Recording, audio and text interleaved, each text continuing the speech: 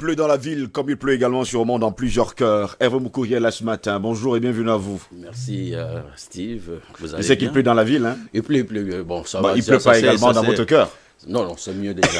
Mieux. Ça s'est calmé de ce côté. Comment allez-vous? Ah, c'est bien, merci. C'est gentil. Dans votre chronique de ce jeudi, vous posez d'ailleurs votre regard sur les réseaux sociaux qui sont devenus un véritable danger.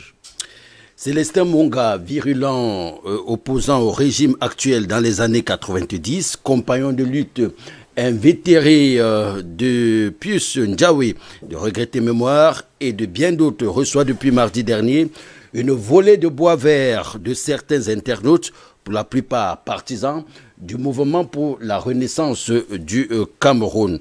L'auteur de cet économiste de haut vol et ancien vice-président de la Banque africaine de développement, c'est que, en s'adressant ou alors en adressant un message sympathique à Odile Tobner, la veuve de l'écrivain Mongo Betty, qui célébrait ses 83 ans lundi dernier, eh bien, Célestin Monga en a profité pour dire que, je cite, « Dans 100 ans, quand les historiens du futur raconteront notre histoire, son nom, c'est-à-dire le nom de Mongo Betty, sera en tête. » Et de poursuivre, par les opportunistes zélés qui prétendent aujourd'hui combattre les régimes qu'ils servaient hier.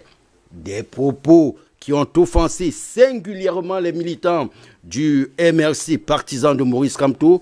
Pour eux, les opportunistes zélés ne sont personne d'autre que le leader du MRC, le président élu. Sur les réseaux sociaux, Célestin Monga s'est attaqué... Entre guillemets. Sur les réseaux sociaux, Célestin Monga s'est attaqué au fourmi Magnan, comme toujours. Lui qui était porté au firmament il y a encore quelque temps est copieusement vilipendé, injurié, lynché, comme ceux que Paul-Éric King qualifie de talibans savent le faire. En fait, ils en ont visiblement le secret. Le cas de Célestin Monga compte parmi tant d'autres. Pour peu que le nom de Paul Biya, de Maurice Kamto en l'occurrence, soit accompagné d'une expression négative, d'un constat amer, d'un reproche parfois fondé, c'est la ruée vers les réseaux sociaux pour des remontrances acerbes, des propos injurieux.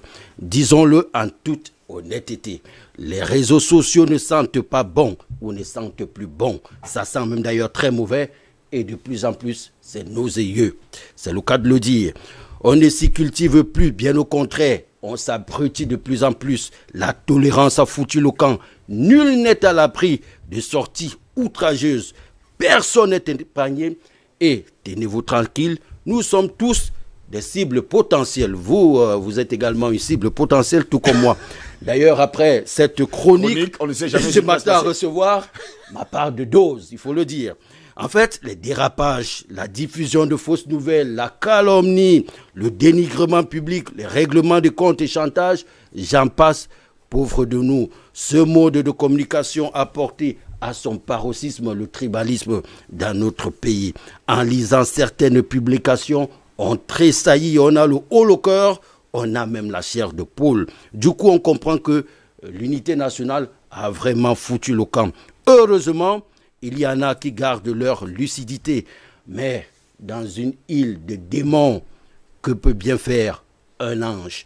Pour mieux combattre les démons, la nation doit se mobiliser pour faire échec à ceux qui tentent de remettre en cause les équilibres sociaux, le bon sens, la retenue.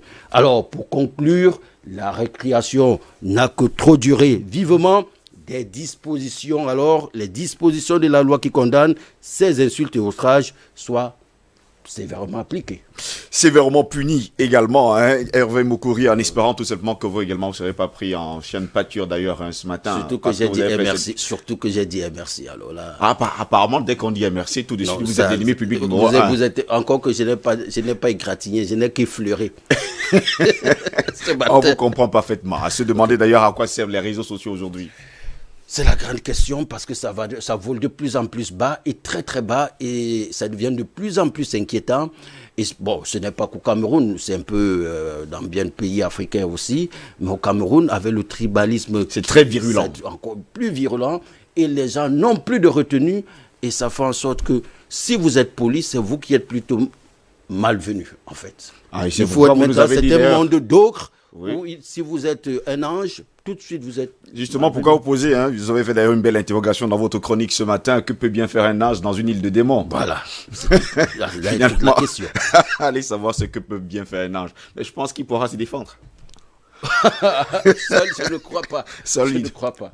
Il fut un temps où il fallait quand même être très intelligent pour avoir une belle conversation publiquement, mais aujourd'hui, on a l'impression que les réseaux sociaux sont venus donner le pouvoir à certains idiots. Et en plus, ça fait en sorte que ceux qui peuvent apporter hésitent déjà à vouloir partager leurs connaissances. Voyez-vous, ça devient ils se montrent de plus en plus réticents, et c'est nous autres qui aimons nous cultiver qui perdons.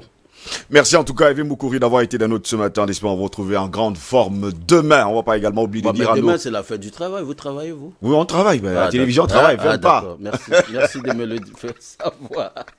Et vous qui êtes à la maison, n'oubliez surtout pas, refuser de philosopher, c'est entonner l'hymne d'ignorance et chanter le culte de l'idiotie.